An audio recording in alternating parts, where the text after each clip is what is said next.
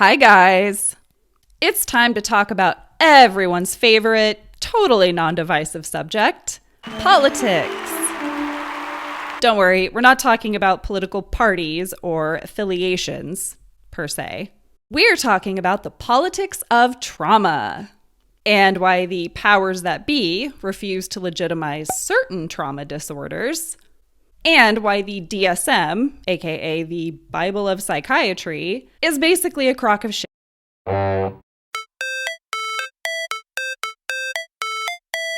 If you're new to the whole trauma world, allow me to introduce you to Dr. Bessel van der Kolk, the world's leading trauma expert, author of The Body Keeps the Score, researcher, psychiatrist, educator. He's the trauma guy.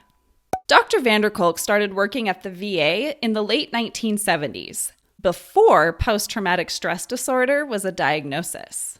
He and his colleagues knew that the veterans they worked with were messed up because of their war experiences. However, given the political and economic consequences of acknowledging that fact, the VA was adamant that those guys were already messed up due to their genetics and upbringing, and therefore not their responsibility to take care of. So, Dr. van der Kolk, along with other mental health professionals and veterans organizations, fought a long and hard political fight to have PTSD become an official diagnosis. PTSD was a diagnosis that my generation first created in order to remind the VA to take care of veterans and to really say to the VA, these guys are messed up because of Vietnam. But in order for this to work, to actually hold the VA responsible for taking care of vets with PTSD, they had to show a direct link between the vets' present-day struggles and their past combat experiences. So they really focused on PTSD symptoms like nightmares, flashbacks, and intrusive memories of their combat experiences, while downplaying some of the other symptoms that the VA could argue were just character flaws. Things like difficulty regulating emotions and problems with emotional engagement. Thankfully, it worked. And when the DSM-3 was released in 1980, PTSD was in there. But as far as Dr. van der Kolk and his colleagues were concerned, their work had just begun. Now they had to focus on expanding the diagnostic criteria for PTSD because, in the definition of PTSD, we write, these people have been exposed to an extraordinary event that's outside of normal human experience. In retrospect, that shows us how ignorant and narrow-minded we were, because it turned out that this is not an unusual experience at all. Dr. van der Kolk and his colleagues knew that there were a lot of non-veterans out there with PTSD whose traumatic experiences were relatively normal things, like car accidents, natural disasters, and sexual assaults. So the DSM needed an update, but that only happens every 15 to 20 years or so. So in the meantime, a lot of trauma research was done, and our understanding of trauma grew quite a bit. One of the major discoveries is that exposure to chronic or long-term interpersonal trauma, like childhood abuse and neglect, also results in PTSD, but a whole lot of additional, more complex symptoms too. Simply put, PTSD from a car accident looks a bit different from PTSD in victims of years of childhood abuse and neglect at the hands of their caregivers. So, Dr. Judith Herman proposed a new diagnosis for the then upcoming DSM-4, complex PTSD, or cPTSD. She argued that the diagnostic formulation for PTSD was far too narrow in scope, and that it completely failed to capture the additional, more complex symptoms and impacts of exposure to long-term interpersonal trauma. Quote, to receive a PTSD diagnosis, patients must face a Criterion A stressor, witnessing or experiencing actual or threatened death, serious injury, or sexual violence, and exhibit a series of resulting symptoms, such as flashbacks, hypervigilance, and emotional distress. Patients with cPTSD, on the other hand, may have faced either multiple Criterion A stressors or chronic adverse experiences that may not meet the Criterion A threshold, such as impaired caregiving, emotional abuse, or prolonged separation from a caregiver. Some have faced a combination of Criterion A stressors and other adverse events. For example, a child who was neglected by a parent with a substance use disorder, then sexually abused after entering foster care. End quote. PTSD, according to the DSM, arises from either a single experience or a series of experiences within a short window of time, like a deployment. And the traumatic experience must be a Criterion A stressor. While PTSD symptoms can be debilitating and take over that person's life, they don't fundamentally change or shape who that person is at their core. cPTSD, on the other hand, involves many traumatic experiences occurring over a long period of time that are interpersonal in nature, and they can be a mix of trauma types, such as physical, emotional, and sexual abuse and neglect. Because the trauma occurs during a child's formative years, all the baggage from that chronic trauma gets hardwired into their nervous system and psyche and actually shapes who they become. Quote, "We can think about complex trauma exposure as the disruption of key developmental tasks that can have a cascading forward effect." End quote. So on top of all the symptoms of PTSD, people with cPTSD tend to have a lot more behavioral and personality issues, difficulties forming loving and trusting relationships, which are essential to healing from trauma, by the way. They tend to have more difficulty regulating their emotions and have more issues with identity and dissociation, just to name a few. I know I've left out a lot of stuff about PTSD and cPTSD. I'm just covering the basics, otherwise we'd be here for hours. So there was a lot of evidence supporting the need for a separate PTSD diagnosis, and after some successful lobbying by Dr. van der Kolk and his colleagues, the American Psychiatric Association, who creates the DSM, funded a field trial to study complex PTSD. Based on the overwhelming research evidence, the PTSD committee voted 19-2 in favor of including cPTSD in the DSM-4. But to their total shock and amazement, cPTSD was not in the DSM-4, despite all of the evidence and the PTSD committee's recommendation. Quote, "As a result of that political decision, we still don't have an accurate way of diagnosing the majority of patients who were traumatized in the context of their early attachment relationships. The DSM gives us a plethora of options, all depending on the clinician's whim and what will optimally be reimbursed by insurance companies. However, all these diagnoses ignore the most common etiology of these disorders: early trauma and disruptions in the safety of the attachment system. If we were to acknowledge the social realities that give rise to these conditions, we could stop looking for some mysterious biochemical or genetic origin that keeps innumerable research labs in business and start putting our resources into becoming a public health system that focuses on prevention and repair, creating optimal conditions for children and young adults to develop and thrive." End quote.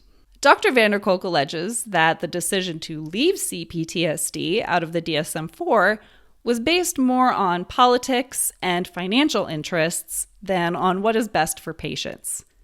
And I agree. Much like the VA not wanting to acknowledge that war leads to veterans developing PTSD, the same powers that be do not want to acknowledge the social realities and failures in our public health system that give rise to the conditions in which people develop cPTSD.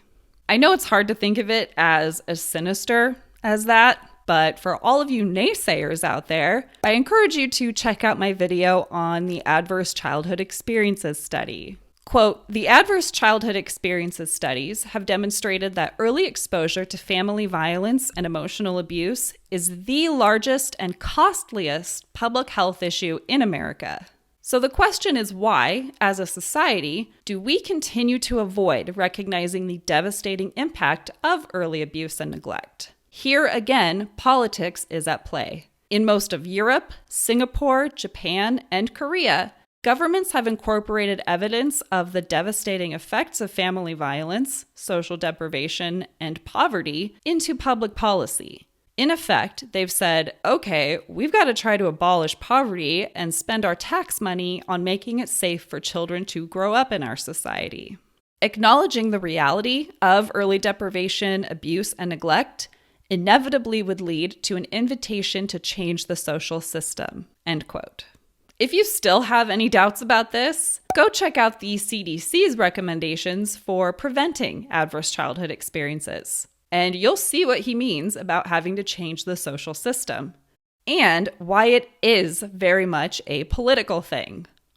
So, all right, cPTSD was rather unjustifiably omitted from the DSM-4.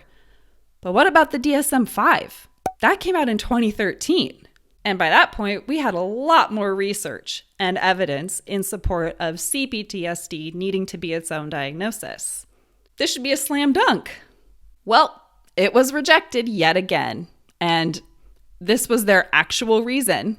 92% of people with the proposed cPTSD diagnosis already meet the criteria for a PTSD diagnosis. Yes, cPTSD does involve all of the symptoms of PTSD, as well as some pretty big ones that aren't included in the PTSD diagnosis. Quote, the core symptoms of PTSD are reliving the traumatic experience, avoidance of traumatic reminders, hyperarousal, and change in beliefs about self and others, such as believing the world is dangerous. While cPTSD is also comprised of these core symptoms, there are additional symptoms that are necessary to recognize for proper treatment. The consequences of such symptoms on the individual's interpersonal relationships and sense of self are vast and deep, and unfortunately, not even mentioned in the current PTSD diagnosis, end quote. And perhaps more importantly, the types of trauma that cause these disorders are fundamentally different. If your traumatic experiences aren't criterion A stressors, you don't meet the criteria for a PTSD diagnosis. And like virtually every other physical and mental illness, having an accurate diagnosis matters. Not only does greater accuracy in the diagnosis mean more effective treatment for patients, diagnosis also determines what researchers are talking about and studying, as well as which treatments are covered by insurance. But there lies another part of the problem: insurance companies. When PTSD became a recognized diagnosis, a lot of money started getting put into finding evidence-based practices for treating it, which in theory is a good thing, but in practice has actually hindered progress. Quote, the rush to evidence-based treatments, paradoxically, had a devastating effect on our field. In effect, the moment researchers found that their particular treatment approach was better than doing nothing, they declared it evidence-based. That made some sense, but then politics took over from honest scientific exploration. Currently, the science of treatment development is largely stuck because most research funding is focused on basic mechanisms, correlations, neuroimaging studies, and epigenetics, while there's virtually no federal research funding available to investigate truly innovative treatments. Only the most easily protocolized treatments, like CBT, prolonged exposure, medications, and EMDR, have been thoroughly researched. Interestingly, though medications have been shown over and over again to be only marginally helpful for PTSD, they keep being prescribed to the tune of billions of dollars per year. The result of the politics of diagnosis and evidence-based treatments is that in most settings that depend on insurance reimbursement, clinicians are mandated to use treatments of questionable efficacy. So once again, we're faced with a political reality. Many of the treatments sophisticated clinicians would consider most effective are only available to people who can pay out of pocket. End quote. Obviously, this is a problem. We need better research into effective treatments, which cost money. Money that cPTSD doesn't have because it's not a recognized diagnosis. Therefore, pharmaceutical companies can't run drug trials, and there's no federal funding for research either. Right now, the best that people with cPTSD can hope for is that they also have traumatic experiences that qualify for a PTSD diagnosis and receive the poorly researched, insurance-approved treatments of questionable efficacy for PTSD. Quote, too often, we label our patients with the diagnoses that are in line with what the insurance companies will reimburse us for, rather than what's actually going on. We've become slaves to the insurance companies, and until we start dealing with the politics of mental health care today, we're stuck. End quote. Those of you already familiar with cPTSD have probably already taken to the comments to tell me that cPTSD isn't exclusive to victims of child abuse and neglect. Yeah. I know. I've just been trying to lay this out in as much of a sequential order of events as I can. Even though the DSM still doesn't recognize cPTSD, as of 2019, the World Health Organization and the International Classification of Diseases do. The WHO and the ICD acknowledge that people with cPTSD do meet the criteria for PTSD, which in the ICD is a little different from the DSM, but have all of these other symptoms too.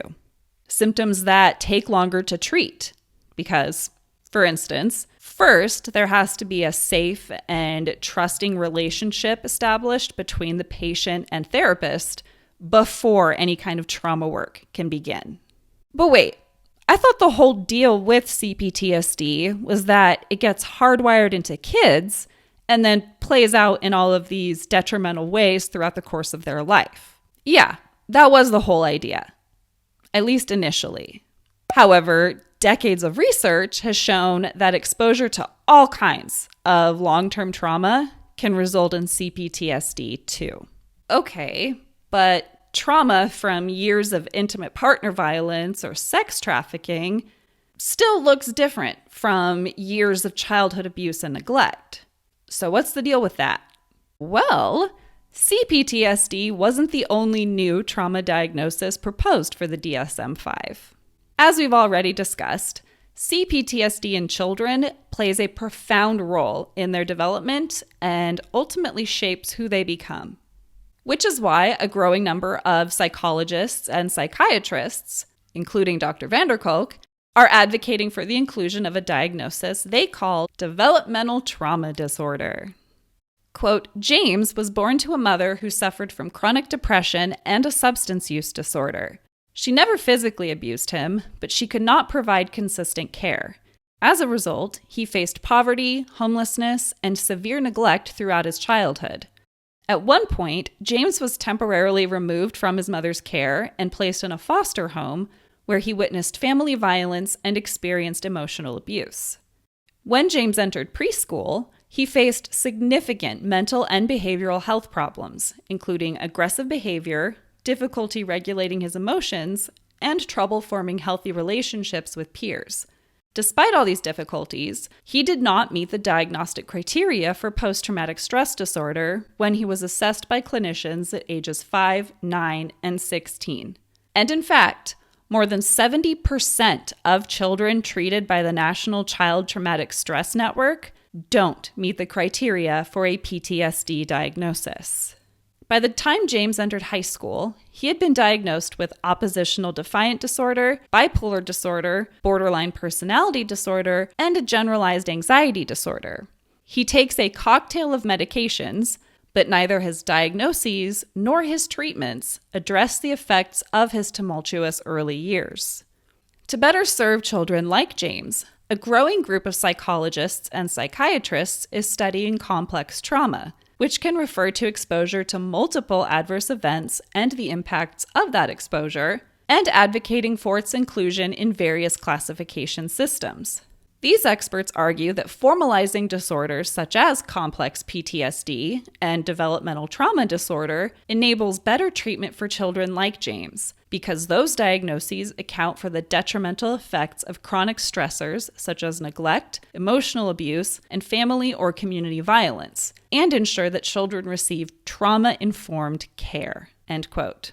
Treatments for behavioral diagnoses like ODD and ADHD are medications and behavioral therapy, rather than the trauma-informed approaches they actually need to treat their disrupted attachment and development.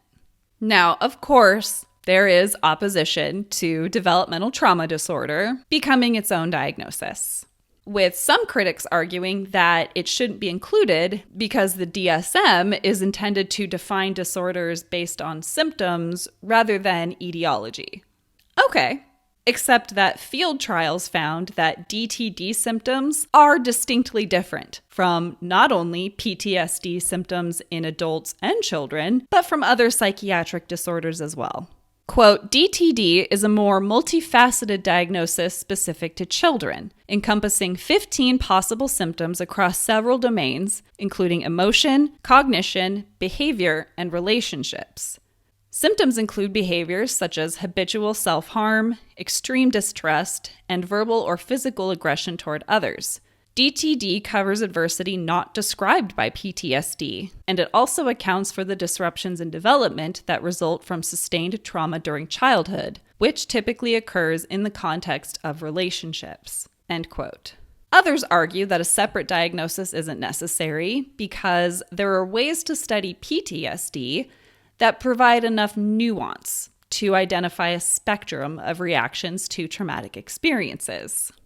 But again, the problem is that the majority of kids who've experienced this chronic, long-term trauma don't meet the diagnostic criteria for a PTSD diagnosis.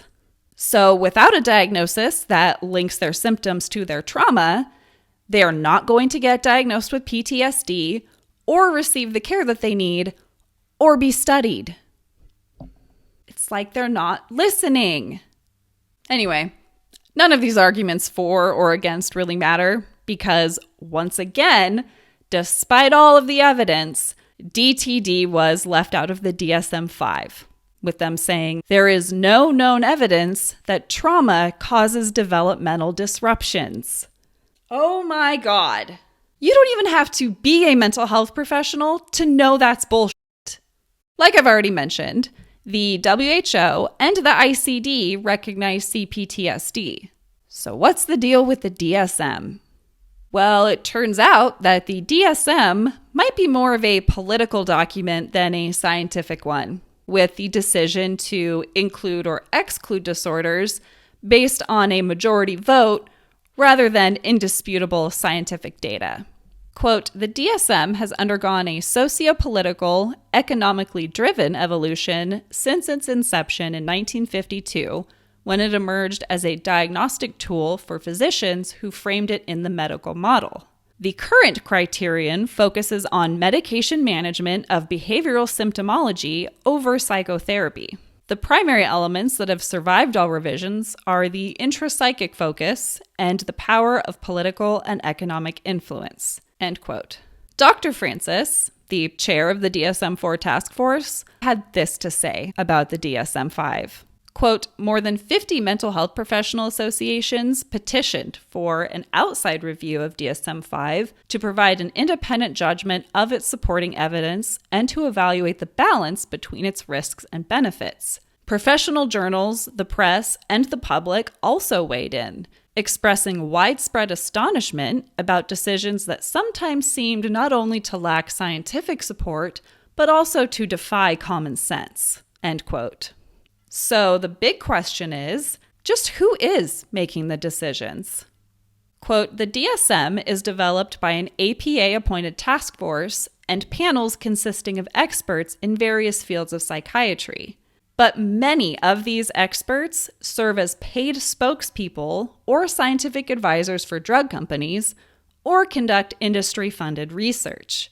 Some of the most conflicted panels are those for which drugs represent the first line of treatment, with 2/3 of the mood disorders panel, 83% of the psychotic disorders panel, and 100% of the sleep disorders panel disclosing ties to the pharmaceutical companies that manufacture the medications used to treat these disorders, or to companies that service the pharmaceutical industry, end quote. And a 2006 study by the University of Massachusetts found that, quote, there are strong financial ties between the industry and those who are responsible for developing and modifying the diagnostic criteria for mental illness, end quote.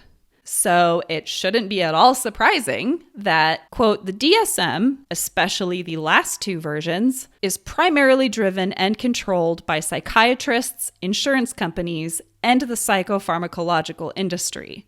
Each group has a direct financial interest in focusing on individual pathology rather than familial or societal, inevitably leading to medication-based solutions and shorter periods of treatment.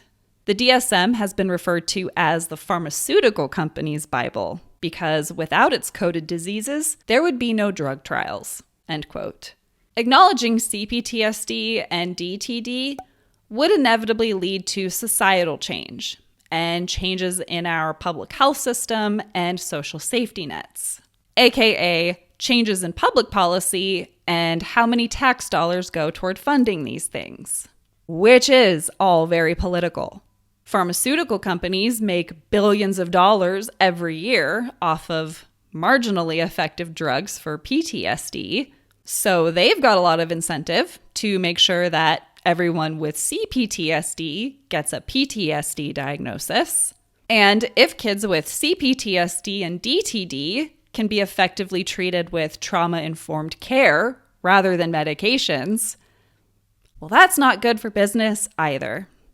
Insurance companies are incentivized to make sure that cPTSD, which takes longer to treat than PTSD, isn't recognized in the DSM. And adding DTD to that list just means more money going out for them. Not to mention the innumerable labs getting funding for PTSD research. Arguably, the most powerful entities in America today have a direct financial interest in making sure that cPTSD and DTD never make it in the DSM. Despite how it may seem, I'm not out here trying to say that the DSM is all bad or lacks all credibility. I wanted to talk about this because I had always believed that the DSM was this purely scientific-based classification system, free of political and financial influence or bias. And for that reason, I assumed that there was a good reason for why cPTSD and DTD aren't in it. And as someone who is very familiar with the ACE study and its findings and just how serious a public health issue ACEs are, I was so confused as to why there has still been so little progress toward the prevention and treatment of ACEs. ACEs cost the American taxpayers nearly $1 trillion every year. What I fail to consider is that there are very powerful entities making billions of dollars every year off of things staying exactly as they are. And I had no idea just how political trauma really is. But I want to know what you guys think. Am I right? Am I wrong? Sound off in the comments. I know you're going to call me a soy boy, cuck, SJW, flower freak, simp, commie. Thank you for watching, and I'll be seeing you again soon. Bye.